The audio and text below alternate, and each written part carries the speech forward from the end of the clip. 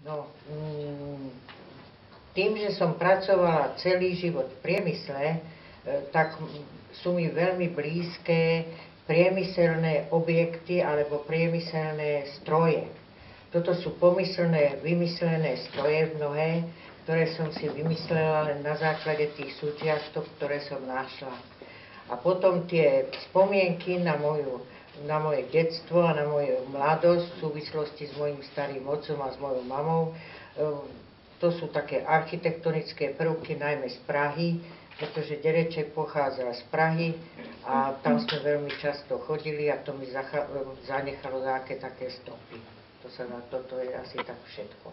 Tak tie názvy vznikajú vždy, keď niečo spravím, alebo ešte predtým si vymyslím, že taký pomyslný názov tomu dám. Čiže mám tu také, že Šupmukfukovo, alebo tu mám také, že Hájov archa, ale to je zložené zo slova Hájov, po piešťansky akože loď a archa, ako Noého archa. Čiže takéto pomyselné názvy veľmi rada vymýšľam, aby to ľudia museli lúštiť, čo to vlastne znamená z tohoto dôvodu. Už dnes v priebehu inštalácie výstavy, ale aj potom následne chodilo do informačného